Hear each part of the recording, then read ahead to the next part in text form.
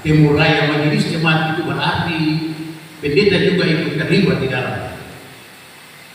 Jadi bukan saja pada hari ini penatua dan sama setiap hari dalam ruangan ini, tapi semua ketua-ketua majelis jemaat yang statusnya adalah pendeta juga mengambil bahagian bersama-sama dalam kegiatan yang dilakukan.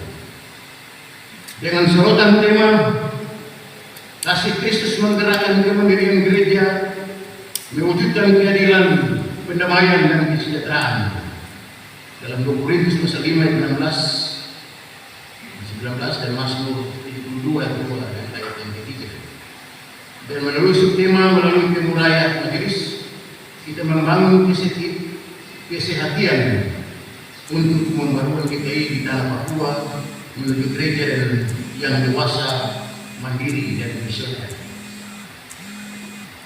Gereja GKI adalah gereja yang mandiri, gereja yang tidak dituntun oleh orang lain, tapi gereja yang mandiri. Mandiri karena kita semua, penatua Samas dan pendeta. Bukan mandiri karena sinodi, bukan mandiri karena klasis, tapi mandiri karena kita adalah pekerja-pekerja yang ditentukan oleh Tuhan untuk membajak itu pun anggur ini. Bapak Ibu Saudara, apa yang dikatakan oleh Tuhan Yesus kepada Petrus? Yesus tidak pernah katakan dengan nama Petrus duluan, tapi dia katakan Simon anak Yohanes. Lalu kenapa Tuhan Yesus bertanya kepada dia sebanyak 3 kali? Kenapa tidak 1 kali saja? Otomatis kalau tanya 1 kali pasti dia akan mengerti bahwa selama hidupnya dia tetap mengasihi Tuhan. Dia tidak pernah melangkahi aturan-aturan main yang diatur oleh Tuhan. Tapi toh Tuhan Yesus tanya sampai 3 kali. Barangkali ini menjadi trauma bagi Yesus ketika dia tinggalkan nama Yohanes, Petrus, tapi dia tanya Simon anak Yohanes.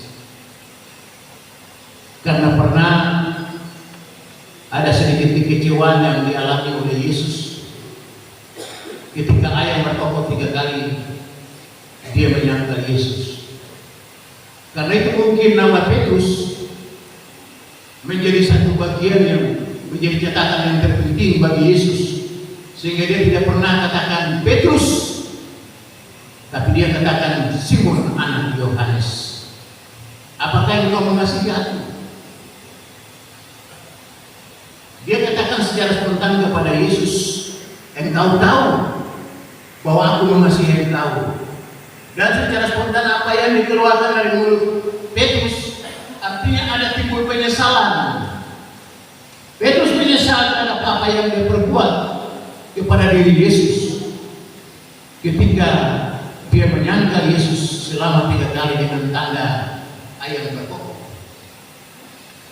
Nah, pertanyaan seperti ini Bapak Ibu Saudara adalah pertanyaan yang menggugah hati para murid, bukan saja kepada Petrus, tapi menggugah hati para murid. Bahwa selama ini mereka bersama-sama dengan Yesus yang disebut guru, mereka tidur bersama-sama dengan Yesus, mereka makan bersama-sama dengan Yesus, mereka berjalan bersama-sama dengan Yesus. Karena itu perkataan yang Yesus sampaikan kepada Petrus, apakah engkau mengasihi aku? Menggugah hati para murid. Dan kalimat ini menjadi dasar dan kekuatan bagi para murid untuk tidak melakukan kesalahan, tapi mau melayani Yesus sampai akhir hidup. Terus sepanjang hidup mereka harus melayani Yesus. Karena itu dikatakan gembalakanlah domba-domba. Saya pikir bahwa kata ini bukan saja semata-mata kepada Petrus. Kata-kata yang dikeluarkan dari mulut Yesus ini bukan semata-mata kepada para murid, tapi apakah engkau mengasihi aku dan gembalakanlah domba-dombaku. Kalimat ini keluar dari mulut Yesus adalah kepada semua orang yang dipakai Tuhan, pekerja-pekerja di kebun anggur. Apakah kamu mengasihi aku? Ini masing-masing harus introspeksi diri. Apakah selama ini saya menjadi pelayan, saya mengasihi Yesus atau tidak? Bukan saja kepada penatua atau samas, tetapi juga kepada para pendeta. Apakah selama ini saya menjadi hamba? Saya diutus untuk bekerja dalam pekerjaan Tuhan. Apakah saya mengasihi dia atau tidak? Karena perkataannya, apakah kamu mengasihi aku? Lalu kalimat selanjutnya, gembalakanlah domba-domba. Ini satu tugas dan tanggung jawab yang diberikan Yesus kepada para murid dan juga kepada kita semua. Gembalakanlah domba-domba. Gereja Kristen Injil di tanah Papua menjadi gereja yang misioner karena kita mampu menjalankan amanat Yesus dengan mengembalakan domba-domba di tengah-tengah serigala. Kita mampu mengembalakan domba-domba yang hidup dalam kemalasan. Kita mampu mengembalakan domba-domba yang hidup dengan malas tahu. Kita mampu mengembalakan domba-domba yang keras kepala. Kita ini menjadi gereja yang misioner karena kita, bukan karena orang lain, tapi karena kita. Bukan karena Petrus, bukan karena murid-murid, tapi karena saudara-saudara dan saya.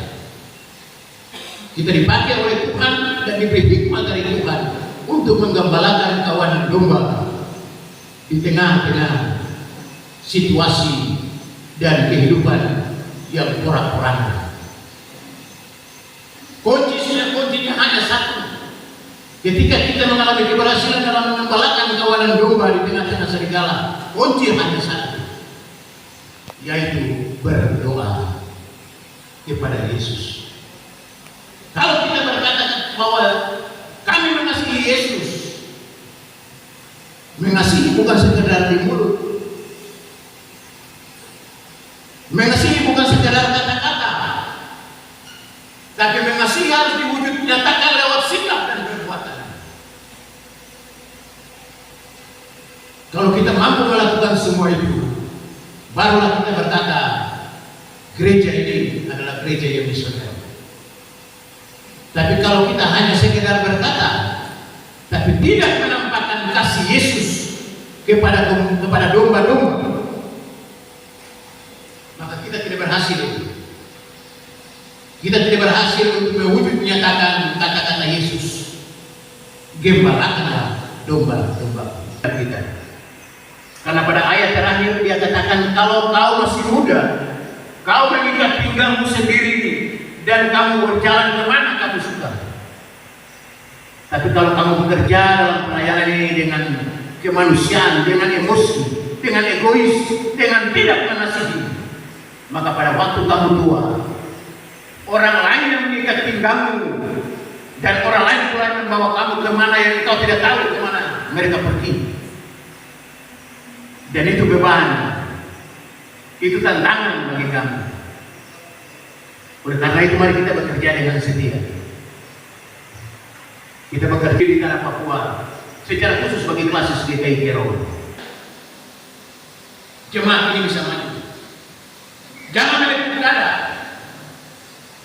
Karena saya, jemaat ini bisa bangun, bangkit dan dapat menang dan semas. Tapi berkatalah bahwa karena Tuhan yang mengasihi saya, karena itu saya mampu mengembalakan kawanan domba kepada Tuhan dan memperoleh berkat anugerah Allah untuk melayani dengan setia. Bapak Ibu saudara-saudara jemaat di klasis GKI Kero dan BPM Sinode yang hadir, yang dapat memberikan materi kepada kita semua. Saya harapkan supaya dari hari pertama sampai dengan hari yang terakhir tidak ada yang meninggalkan tempat ini, karena ini sangat penting.